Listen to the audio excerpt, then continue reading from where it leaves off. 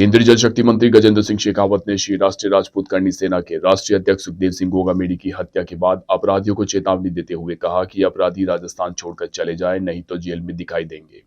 शेखावत ने कहा कि कांग्रेस सरकार के पूरे 5 साल के कालखंड में राजस्थान में लॉ एंड ऑर्डर सिचुएशन पूरी तरह बिगड़ गई है।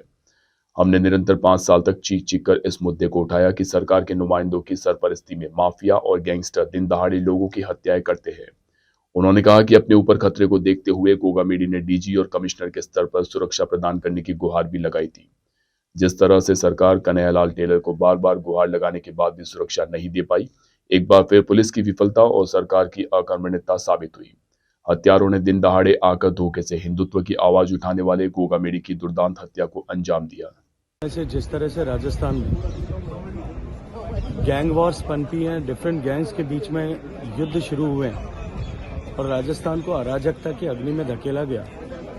ये उसी का दुष्परिणाम है। करनी सेना के राष्ट्रीय अध्यक्ष स्वर्गीय सुखदेव सिंह जी को जो धमकियां मिली थी, उनके चलते हुए उन्होंने पुलिस प्रशासन को इसके लिए आगाह भी किया था, लेकिन दुर्भाग्य से जिस स्तर पर उनको सुरक्षा मिलनी चाहिए थी,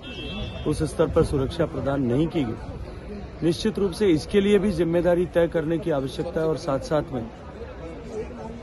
जिन लोगों ने ये दुर्दांत कृत्य किया है, उनको तुरंत गिरफ्तार किया जाए, उनको किए की सजा मिले।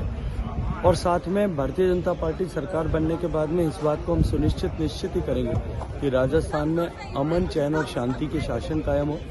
इन सारे गैंगस्टर्स पर, सभी बदमाशों पर इस तरह का जो है उनके विराम लगे, उनको उनके किए की सजा भुगतनी पड़े, उनको सबको जेल में बंद किया जाए ताकि राजस्थान में शांति का शासन स्थापित हो सके। मैं सभी से आग्रह करूंगा कि इस समय में उद्वेलित होने के बजाय हमको शांति बनाए रखने की आवश्यकता है,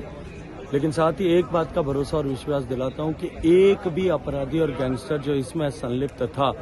वो नहीं बख्शा जाएगा। और पुलिस प्रशासन को इसके लिए आगाह करना चाहता हूं कि राजस्थान में अन्य लोगों को जिनको भी इस तरह की धमकियां मिली है, तुरंत उनको सुरक्षा भी प्रदान करें और साथ साथ में